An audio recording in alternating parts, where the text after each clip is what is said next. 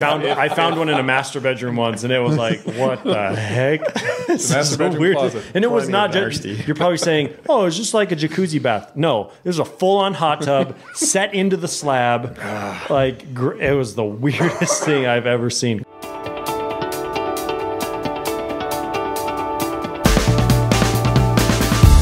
All right, this is episode 69, and we are going to talk about why people fall in love with houses, and what do people fall in love with houses, and what are certain houses that people fall in love with. So a lot of love today. Love's going to go all around.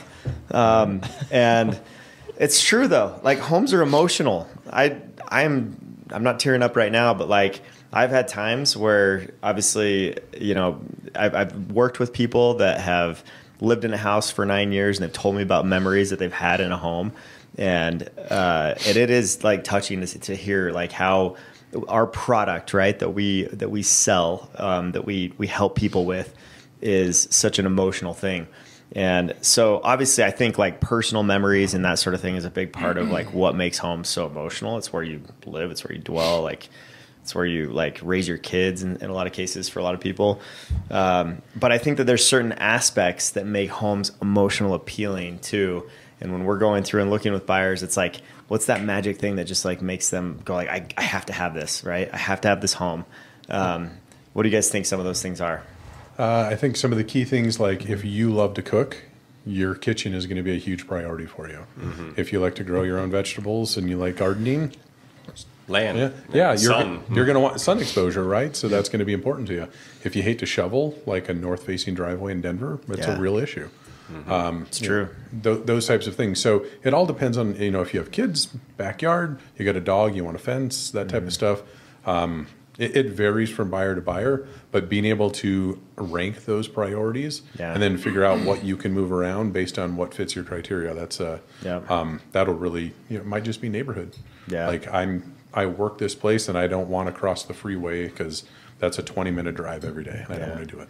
Yeah. So that's a good point. When we were looking for our first house, we had 2 kids at that point, and Jay, my wife, was very set on. Dude, come on. Sorry. Jay was super set on. Like, it was all about the kids. So what I wanted like didn't really matter, and I agreed with her because like it should be for the kids, but she was like, it has to have a playroom and it has to have a big backyard for them to go play in. I was like there's literally nothing else you want? She's like, no, that's all I want, because that's all that's what she had as a kid, and that's where she was like safe, as you know, she had a place to play and all that kind of stuff. So for her, the emotional side was like providing a space for her family to do what they love. Yeah. And I think that's how it is for a lot of moms, especially. But like everybody ends up getting a vision in their head of what the perfect house is, right? And then when they have something that they see that matches one of those check marks, they're automatically open-minded to that being a possibility for them in the future. So it's all what they create in their head, right? Like for you to mention, Brock, like it's about what makes you click. Like how do you like to live, right? And then for you is like maybe what your upbringing was, like has a big deal as far as what you want for your kids and what you want to pass on, that sort of thing. And if you have, so I know that's been important to some of my buyers, is they're expecting their first kid, and they understand that when kids have toys, it's really messy. So if that playroom is the living room of the front of the house, that's going to be the first thing everybody sees when they come in. Yeah. So being able to like have a separate room with a door you can close and be like, yeah, that's just the kids' mess.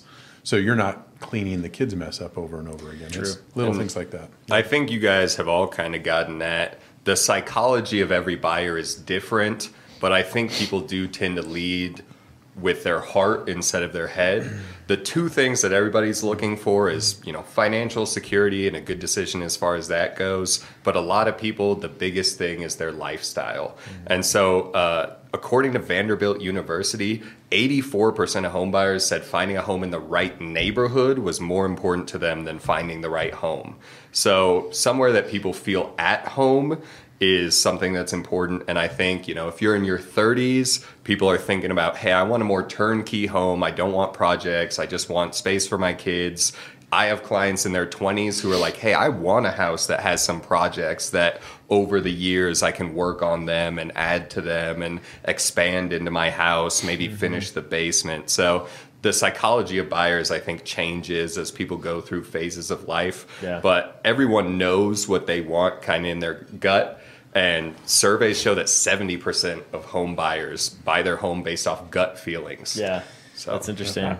I just showed a home before this, and this family, they're in a beautiful home now, and the husband's really well off. They've got a family of 4 boys, and their dream, because all their boys, they love dirt bikes. They love building and taking apart those dirt bikes. They only have a 3-car garage, so they park a huge Expedition and a huge truck somehow in the first 2 bays, and then the third bay is full of bikes, motorbikes, go-karts, like everything that you could imagine.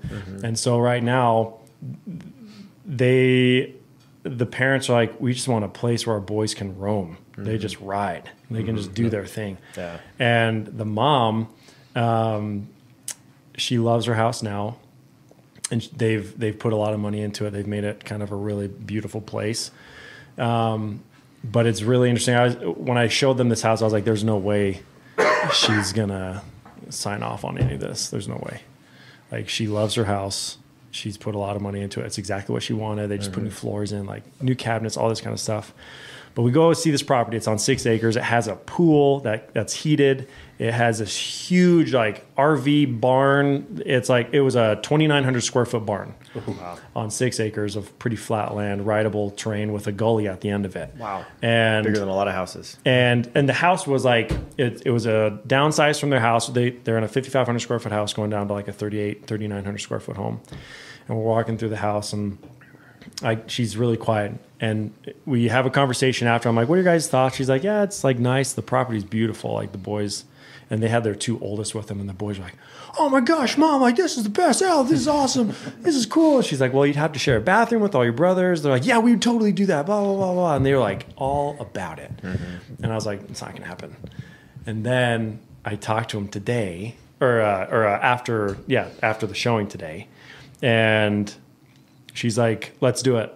She's like, who am I to be selfish enough to take that from my boys? And I was like, that was enough. That was enough for her to be like, let's do it. Moms Let's are do heroes. Put their kids above themselves. She was like, it was the most selfless thing I've ever seen. She was Yeah. just about to throw away one of her like this beautiful home, not throw it away, but they're moving to a place that she knows her boys are going to grow up into what she wants them to become. Yeah. And I was like, that was pure emotion driven. Yeah. Because she went into that thing, there's no way we're going to move. Yeah. I'm not moving. Yeah. Yeah. Moms will do a lot for their kids. Yeah. It's incredible. And moms and dads actually, typically they cite nesting instincts as one of the main reasons that they want to have a home.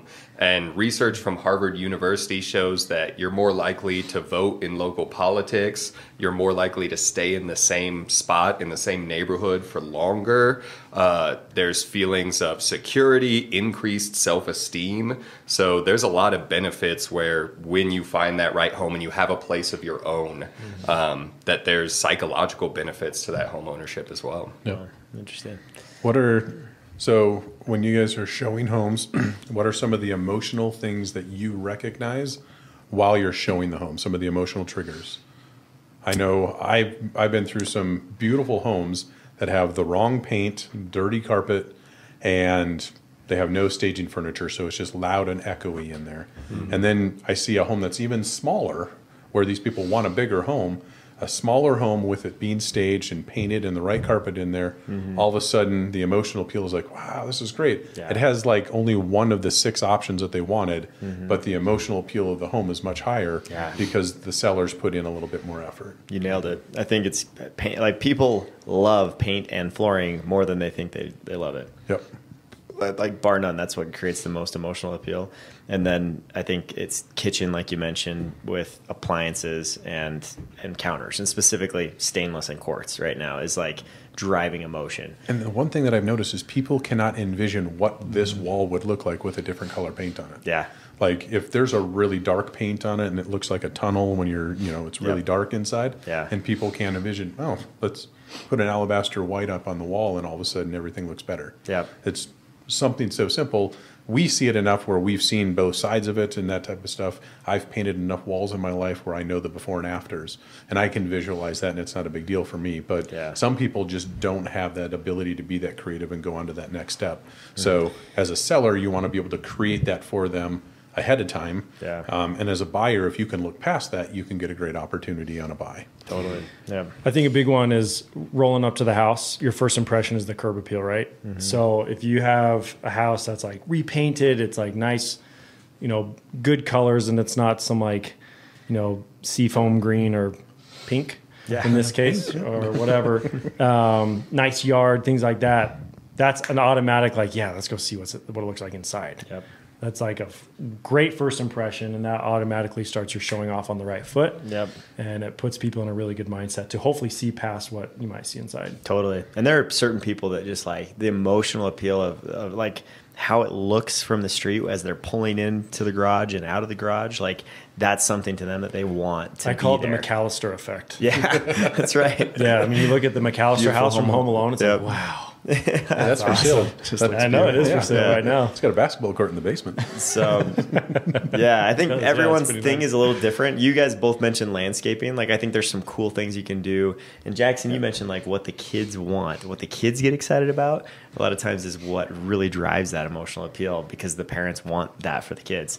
Whether that's like a drinking fountain in the house or whether that's a slide to go room between the letters, the floors. Right? I was gonna say theater room, like ping pong table room, like just those flex spaces where they know they can like have a party down there or just do whatever they want, or like maybe they've got like a rock wall in their room or something. Like just like simple little things like that. Where just, you could have the worst house in the world, but you have a zip line in the backyard, and all the kids are going to talk about is the zip line.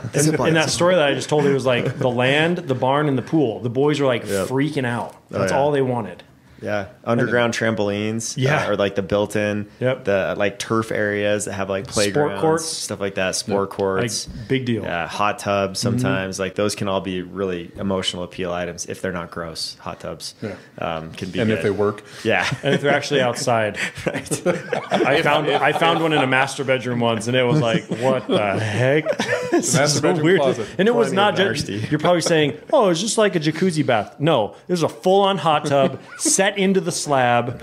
Like it was the weirdest thing I've ever seen. Colorado Springs, man. I've seen an indoor hot tub in a double wide trailer. Okay, Jackson won that one. That's a good one. His hat is off.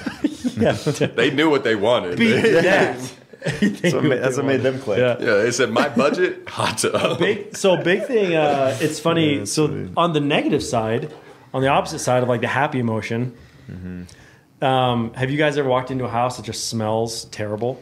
Yes. Whether it's from food or like lifestyle or cats, dogs, even like. Or they try and mask the scent with something that makes your eyes burn. Like a Febreze. Spicy. Or like sage.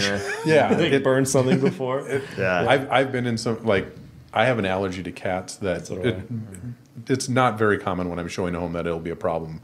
But when I'm sneezing and just draining the sinuses, I'm sitting here going, that's a little strong. When I walk out of the house like this. Or Febreze is just like burning your eyes because you can just smell. It's like, what are you trying to cover up? And then it just creates that.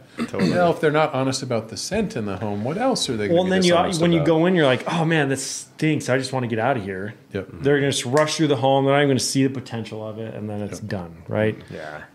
Yeah, your emotions is information coming from your body. So if you're smelling something bad, if there's bad lighting in the house, things like that, people may not be able to specifically articulate it and say, oh, that weird smell is really just why I hated that house. But in terms of them feeling like they could live there, feeling at home, just that emotional appeal, that's definitely going to turn people off to the house, and they're going to say, I don't like that. Totally. I mean, I've seen hooks for adults too. I mean, I've seen like 100%. a house that had a urinal in it. You know, I had a buyer that the guy was like, "That's awesome. I want that house." You know, like or like a drinking fountain, or the drinking fountain like next to their gym. Like they have a little drinking fountain in there, like man cave, right? Yep. I mean, it's like, I mean, even like if you affiliate with a sports team, like you see Broncos, like, you know, something like memorabilia on the wall, and it's like, oh yeah, I want to. Or you go in there and you house. see Packers on the wall, and you're just like, oh. But it can even come If down. you're a Minnesota fan. It can even come down to more of the structural mechanical stuff. Yeah. Like I've got dads or guys, whatever, who want when they see new roof on there, or new AC or new furnace, like, oh, that's awesome. Yeah. The Tim the Toolman Taylor syndrome is what I call Right. it. Yeah. Well, McAllister effect, Tim the Toolman. Look at that shed. Your 90s references going real well here. Yeah, barns, right? Like, yeah, You do the sheds. shuffle. You do the shuffle truffle. I think you get the trifecta here. That do that. overhead storage is PG rated. amazing. Yeah, like tall garages. So I think that appeals to kind of the other side of emotion where we're talking about things that excite buyers and make them happy, but there's also the emotion of anxiety. And especially yeah. for first-time buyers, if they see something in the house where it's like there's a hole in the drywall from a former repair, if they see something that's just not Baseboard's quite not done. right, Yeah. that Any type builds of a lot water of anxiety, damage. and that is a negative emotional appeal thing. Yeah. It's true.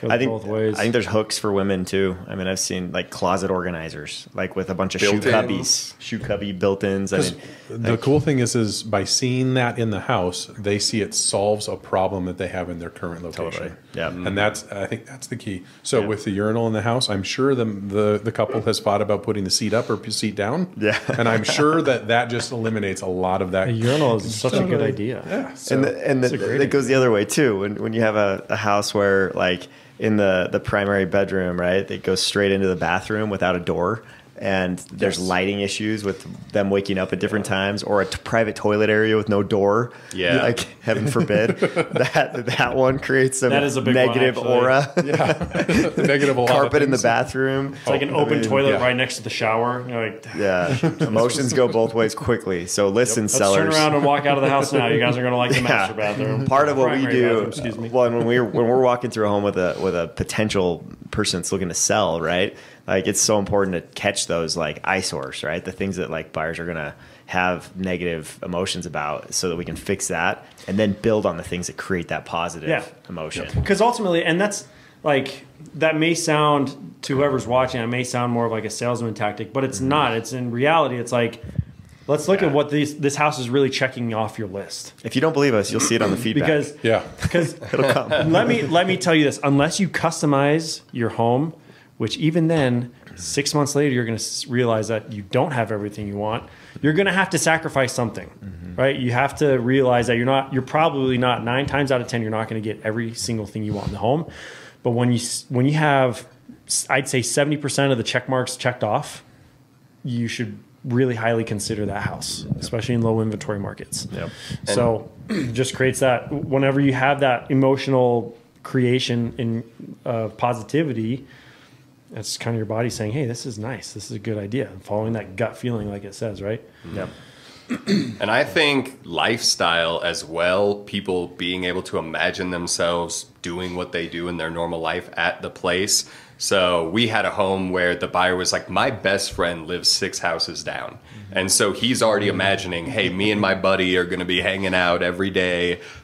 Convenience to friends and family, according to some research done by NAR, 45% of people list that as one of their top reasons that they're looking at a neighborhood. Yep. So I think, if you're a climber and you have a climbing gym just down the street, if you like to hike and there's hiking trails by the house, people like to be able to see, this is the lifestyle that I like and I could do it here. Yeah. That's true. Yeah, location, it can be emotional. Like the architecture of a home can be emotional, right? Some people are like, I only want like a really cool looking home that's like a Tudor Victorian. Like I want it to be more like have character, not a track, type home. The old craftsmanship that you don't see in a lot of the track homes nowadays. So Yep. And some people are more individualistic where they want to be like something different than what the rest of their friends have. Like that sort of thing comes into it too, like your personality type, I think. But you try to, when you're prepping a home for sale, you try to appeal to the masses, right? So some of the tactics we've given you today are appealing to the masses, but obviously you're not going to win every buyer over, but you don't have to. You just need one. Yeah. Well, that's where, you show a couple hundred homes in a year and you sit down and interview with a seller. You've seen those emotional responses over and over again, and what works, what brings the property to a 10 on their list versus what's a 1. Totally. So, and that's what makes a big difference. So the preparation and the interview for on the sell side. So it really deals with the psychological aspect of it. That's real important. Yeah. Look at us, just 4 guys talking about emotions this whole time. We haven't about our cried yet. feelings. That's good. Nobody's cried, so we made it through. Hugs. We're good. Why don't you guys a firm handshake on you leave? All right. Well, hopefully this has helped you understand why home buyers love certain homes and why there's an emotional connection to homes and what are those things that drive that. Maybe it's uncovered some things for you and you're going to be paying more attention, right, as you're going through. I do have a little story. So in the home that I recently purchased, the couple bought the home new. They raised all 5 of their kids in the home, and they've been in it for about 20 years. And in that course of time, all the kids have grown up and they moved on, so they were becoming empty nesters, retiring. And they left a lot of things pretty original from when they bought the home. But one of the things that really stood out to me was between the hallway and the kitchen, there was the mark with all the lines that said, John 2020, and all the kids' heights was all marked off. And it was just a really, there's a lot of history here, and you kind of respect that and appreciate that. So my wife we actually got another board that was on a couple different doorways. So we took a different board and transferred all of those marks from both of those doorways and gave that to them as kind of a thank you, because it was just a beautiful experience. And it was 5 kids, a set of twins, that type of stuff. It was really cool. And it was fun to be able to see that. And you could just feel like, by seeing that, you could see that their kids were very important to them as they were going in the home. So it was, if they didn't really care about what the color of the paint was or what the carpet looked like, it's good. So I want my kids to be happy and have space. So I'm going to guess that people that do that write on their walls, their kids' heights, stay in their home a lot longer. Yes. There's got to be some science behind that, because when you start doing stuff like that and marking it up, you plan to be there forever. Like somebody's going to carry you out of that house, sort of thing. We only did that at my grandma's house, and she still owns it. She's owned it for 50 years. There you go. That's interesting. Home buying psychology is very interesting. I will say this to close real fast. It's okay to let the emotions speak to you, but try not to let the emotion come out too much during the transaction process. Yeah. The more you do that, the more you get emotional in the process. It makes it a little bit harder for your real estate agent to negotiate on your behalf and to work the process the way that it should be worked. It's okay to have that emotion, when you're looking at homes and things like that.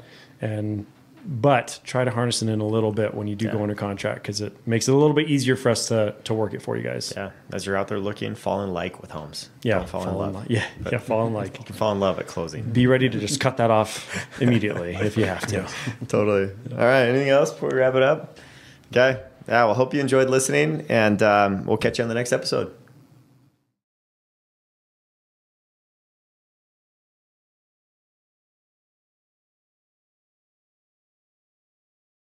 So if you have enjoyed what you're listening to and you'd like to hear more, make sure to press that subscribe button so that you can not miss out on any more episodes that are coming up. And also check out all of our contact information is below. You can see us at the dreamsmithteam.com to look up more information about our team and our history and all of the members of our team, and see contact information that you can reach us if you have any real estate needs. See you next time.